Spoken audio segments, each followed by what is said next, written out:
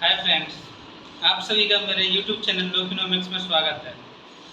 Friends, आज मैं आपको बहुत ही इम्पोर्टेंट जो हमारी इकोनॉमी से रिलेटेड टर्म है, दैट इज जीडीपी, और उसके मैनिपुलेशन के बारे में बताना चाहता हूँ। क्या फ्रेंड, आपने कभी सोचा है कि यदि हमारे हिस्ट्री के सब्जेक्ट में वर्ड भी चेंज कर दिया जाए तो उससे हमारे देश में कुछ कम्युनिटी, कुछ रीजन के लोगों को बहुत ही प्रॉब्लम एवं धरने पे भी आना पड़ता है। फ्रेंड्स, जबकि हमारे साथ इकोनॉमिक सब्जेक्ट में बिल्कुल उल्टा है। यदि हमारे इकोनॉमी में कुछ भी एक वर्ड भी चेंज किया जाता है तो हमें बिल्कुल भी पता नहीं चलता है। ऐसा क्यों? क्योंकि इस सब्जेक्ट्स में इतने कॉम्प्लेक्स एवं डिफ़िकल्ट टर्म होते हैं कि आम जनता की समझ से बाहर होते हैं। इवन जो बच्चे बड़े बड़े कॉम्पिटिटिव एग्जाम्स की तैयारी करते हैं, जैसे यूपीएससी, एसएससी, उनमें भी जो सीरियस एस्पिरेंट होते हैं उन्हीं को ये चीज़ें समझ में आती हैं। मतलब चीज़ें बहुत कठिन हैं और आम जनता की पकड़ से बिल्कुल बाहर हैं। तो ऐसे में आपको इन चीज़ों के बारे में बताने के लिए, अवगत कराने के लिए मेरा यूट्यूब चैनल लोकिनोमिक्स को सब्सक्राइब एवं फॉलो करें, जिससे आपको ऐसी जानकारी मिलती रहे। तो फ्रेंड्स, जीडीपी क्या होता है? आपको मैंने जैसे बताया था कि एक साल में जितना भी गुड्स एंड सर्विसेज को हम प्रोड्यूस करते हैं उसकी हम मॉनेटरी वैल्यू को जीडीपी कहते हैं। तो इसमें मैनिपुलेशन कैसे होता है? प्रोडक्शन वही, बट जीडीपी की वैल्यू अलग।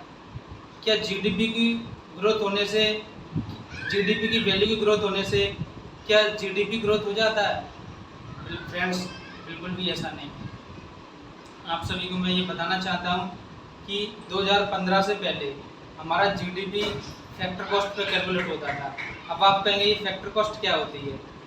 और 2015 के बाद जीडीपी मार्केट प्राइस पे कैलकुलेट होता है। तो friends, factor cost and market price दोनों ही एक अलग अलग टर्म है। यदि मैं आपको फैक्टर कॉस्ट समझाना चाहूँ तो फैक्टर कॉस्ट का मतलब होता है कि जो भी चीज़ हम प्रोड्यूस करते हैं उस ऑब्जेक्ट को, उस वस्तु को प्रोड्यूस करने में जितनी भी कॉस्ट लगती है, जैसे इनपुट कॉस्ट, लेबर की कॉस्ट, कैपिटल की कॉस्ट, उसको हम फैक्टर कॉस्ट कहते हैं। और जब वही चीज़ हम मार्केट में, जब वही ऑब्जेक्ट जब मार्केट में आ जाता है तो जब भी कंज्यूमर उसको खरीदने जाते हैं और वो जिस प्राइस पे वो हमें मिलता है कंज्यूमर को, उसको हम मार्केट प्राइस कहते हैं। जो उसकी वैल्यू होती है उसको हम मार्केट प्राइस कहते हैं। तो फ्रेंड्स, आप समझ ही गए होंगे कि जो मार्केट प्राइस रहती है वो हमारे फैक्टर कॉस्ट से ज़्यादा रहती है, और वो ज़्यादा होने का कारण रहता है उसमें टैक्सेस का ऐड होना। तो फ्रेंड्स, अब आप समझ ही गए होंगे कि प्रोडक्शन उतना ही है, बट हमने अलग अलग फैक्टर कॉस्ट, जीडीपी हमने फैक्टर कॉस्ट पे कैलकुलेट किया, उसकी अलग वैल्यू है। जीडीपी मार्केट प्राइस पे कैलकुलेट किया, अलग अलग वैल्यू है। फ्रेंड्स, ये आम जनता को क्यों नहीं समझ में आता है? क्योंकि आम जनता इन सब चीज़ों में इंटरेस्ट ही नहीं लेना चाहती है, उसको ये टर्म्स समझ में नहीं आते हैं। इसीलिए मैंने आपको ये टर्म्स बहुत ही अच्छे तरीके से समझाए हैं और आप सभी को समझ में भी आए होंगे। तो दोस्तों, क्या जीडीपी की वैल्यू बढ़ने से क्या जीडीपी ग्रोथ भी बढ़ जाती है?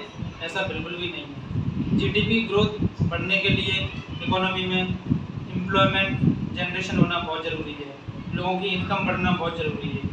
ये सब तभी होंगे जब हम, हमारी इकोनॉमी में सभी लोग प्रोडक्शन करेंगे, एम्प्लॉयमेंट में हिस्सेदारी करेंगे, तभी हमारे जीडीपी की ग्रोथ होगी। तो फ्रेंड्स,